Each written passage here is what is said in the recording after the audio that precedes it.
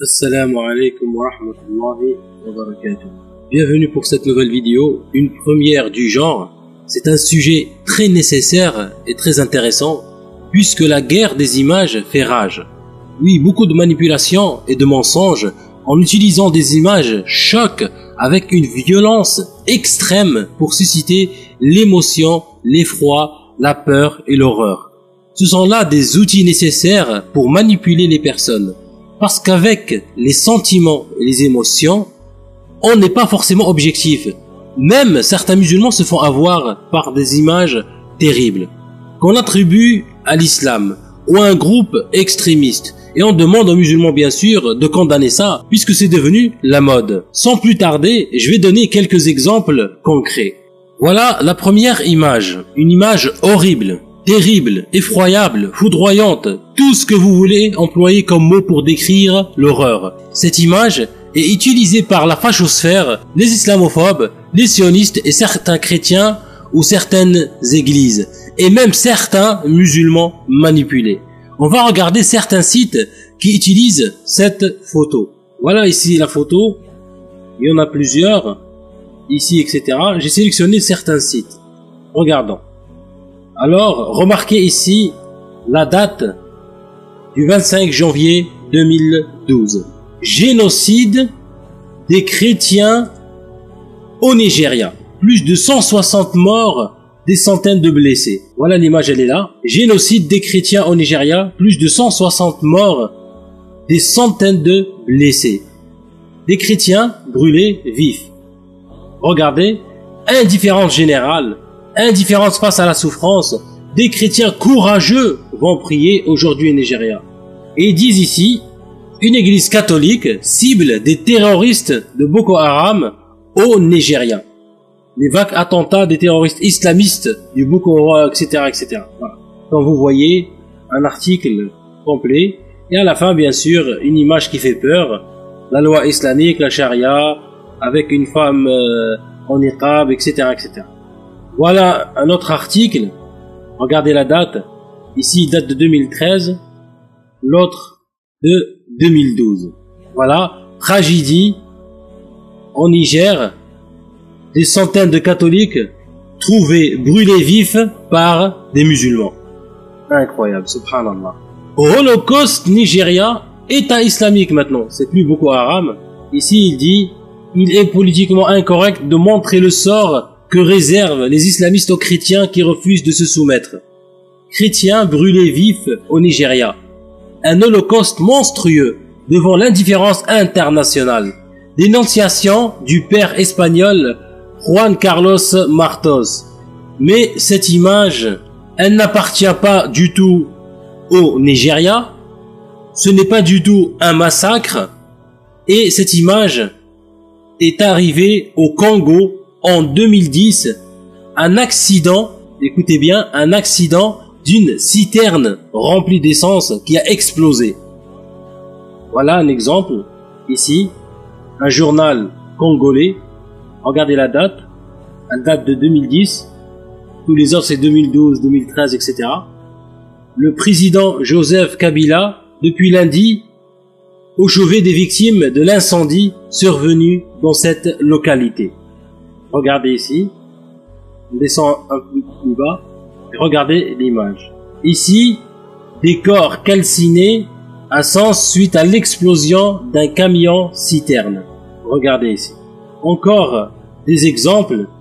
Ici ils mettent par exemple, c'est devenu 500 Nigériens brutalisés par des musulmans. Voilà la surenchère concernant les chiffres. Et ici, ils dénoncent ce mensonge. Voilà, c'était au Congo, ce n'était pas au Nigeria. Encore un exemple, et cette fois-ci avec une vidéo. Écoutez bien. Le drame s'est produit hier dans la ville de Sangué, dans le sud Kivu. Un camion-citerne a pris feu, prenant au piège la population rassemblée pour regarder les matchs de la Coupe du Monde. Au moins 230 personnes sont mortes, dont de très nombreux enfants. Le bilan est encore provisoire. Jean-Luc Eguezier. Au lendemain du drame, les secouristes continuent à rassembler les corps calcinés. Le centre de la ville est dévasté, à proximité, le camion-citerne sur le flanc. L'accident a eu lieu vers 18 h vendredi, alors que l'engin traversait cette petite ville du sud Kivu. Il allait probablement trop vite. D'après les témoins, au lieu de fuir, les habitants se sont rassemblés pour récupérer le carburant qui s'écoulait. L'explosion qui a suivi a fait plus de 230 morts, dont de nombreux enfants, et 105 blessés. C'est le dernier bilan. Dans un cinéma à proximité, des spectateurs s'étaient rassemblés pour suivre le match Hollande-Brésil. La salle a été dévastée et il n'y aurait aucun survivant, selon le gouverneur de la province. Contrairement à ce qu'on pouvait s'attendre, il n'y avait pas beaucoup de cris, de scènes de larmes, de pleurs. Non, c'était vraiment un grand silence de la part des bâillons, des familles qui observaient ces corps donc calcinés sur le sol. Regardez ici une autre preuve, on va aller sur ce site, qui dénonce justement ce mensonge. Chrétiens brûlés vifs par des musulmans sunnites nigériens. Regardez, il y a une personne qui s'appelle Shakib Marrakchi. Il écrit, en partageant la photo, « Chrétiens brûlés vifs par des musulmans sunnites nigériens. L'horreur, l'absurdité humaine. Tout le monde doit dénoncer cet acte odieux. Merci de partager, c'est un devoir. » Voilà. Le mec incolonisé dans l'âme, comme quoi, ce n'est pas moi, je dénonce cet acte, etc. Ce message qui circule sur le net est un hoax, c'est-à-dire un mensonge. Ces photos ont été prises après l'explosion d'un camion-citerne au Congo. Voilà, encore une fois, la fachosphère détourne encore des photos. Depuis quelques jours, circulent sur les réseaux de la fachosphère des images très violentes de corps calcinés. Alignés dans une cour avec cette légende, massacre des chrétiens au Nigeria, enfants et familles entières sont décimées, personne manifeste en Occident. Dans leur délire islamophobe, certains ne reculent devant rien pour tenter de faire croire que l'ensemble des musulmans ne poursuivent qu'un but, massacrer tous les chrétiens qu'ils croisent. Regardez ici. Et ils se disent citoyens du monde. Regardez ce phénomène. Ces photos ont en réalité été prises en 2010 en République démocratique du Congo à la suite d'un accident de camion-citerne. Plusieurs dizaines de maisons du village du Sange avaient pris feu après l'explosion d'un camion-citerne. Cette catastrophe a fait au moins 230 morts et des centaines de blessés. Voilà, il te donne le site. Chacun peut le vérifier sur ce site anglais. Fuel Truck Explosion. Un camion-citerne a explosé. Voilà le nom de la ville, le nom du pays.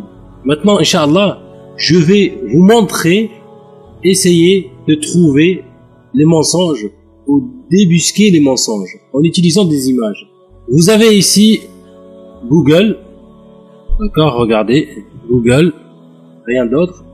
Et ici, images, d'accord. On va aller prendre cette image et la glisser ici. Et voilà, vous pouvez trouver plusieurs images ou articles qui comportent cette image. Regardez les dates ici, 2012, etc. Cette image date de 2010. Il faut souvent aller plus loin, très très loin dans les recherches pour trouver le vrai article. Ça veut dire ici vous cherchez l'article le plus ancien que vous pouvez trouver, Inch'Allah. Voilà pour ça. Je vais donner un autre exemple, Inch'Allah. Voilà un autre exemple rapide. Regardez cette photo horrible d'une jeune femme défigurée par son mari musulman taliban. Voilà ce qu'on essaye de nous faire avaler. Regardez ici. La photo, elle circule très très bien. Regardez un autre article dans le journal Le Monde. Voilà, qui parle de cette photo. Et regardez quelqu'un qui a commenté les talibans, c'est dommage, etc. On accuse encore les talibans. Encore des méchants islamistes. Mais subhanallah, un mensonge énorme qui a beaucoup circulé. Écoutez cette vidéo qui dénonce ce mensonge et cette diabolisation. Cette image est fausse? Oui, cette image, je ne dis pas que cette image est fausse. Cette image n'a rien à voir avec les talibans et n'a rien à voir avec l'Afghanistan. C'est une pratique qui, dans la région, est extrêmement répandue. C'est une pratique hindoue à l'origine. Et elle est extrêmement répandue dans la région et dans tous les pays de la région et dans toutes les religions. Parce que là, on comprend plus rien. Hein. C'est une question d'honneur. Le nez, c'est l'honneur. Et donc, couper le nez, aussi bien des hommes que des femmes, pour des questions d'honneur, c'est très répandu. Et là, qu'est-ce qu'a fait cette jeune fille alors pour que ses parents... Mais c'est une affaire familiale. Elle devait avoir un conflit lié à son mariage. Les talibans n'ont rien à voir là-dedans. Et d'ailleurs, ils sont condamnés, comme ils condamnent toujours ce genre de choses, disant c'est pas dans la charia. Bon, je vous dirais même là-dessus que les Anglais, dans les années 1910, ils avaient fait une clinique spéciale en zone Pashtun pour réparer, du côté britannique à l'époque, des zones tribales, pour réparer les nez et ils importaient des prothèses d'Angleterre. Alors vous voyez que le problème n'est pas nouveau. Les talibans n'ont rien à voir avec ça. Ils ne reculent devant rien. Alors les frères et sœurs, soyez vigilants. Je vous fais le rappel de la parole d'Allah subhanahu wa ta'ala. Bismillahirrahmanirrahim. Ya ayyuhalladhina amanu in ja'akum fasiqun binaba'in فتبينوا أن تصيبوا قوما بجهالة فتصبحوا على ما فعلتم نادمين. Au nom d'Allah, le tout miséricordieux, le très miséricordieux. Ô vous qui avez cru, si un pervers vous apporte une nouvelle, voyez bien clair de craindre que par inadvertance vous ne portiez atteinte à des gens et que vous ne regrettiez par la suite ce que vous avez fait. Il ne faut pas se précipiter dans le jugement, mais faites vos propres recherches, parce que tout ce qu'on prononce sera noté contre nous. Barakallahu fikum pour l'écoute. J'espère que la vidéo vous est profitable. Bien sûr, les exemples ne manquent pas. À la prochaine fois, Inch'Allah. Alhamdulillah wa salatu wa salam ala rasulillah wa ala alihi wa sahbihi wa ala. Assalamu alaykum wa rahmatullahi wa barakatuhu.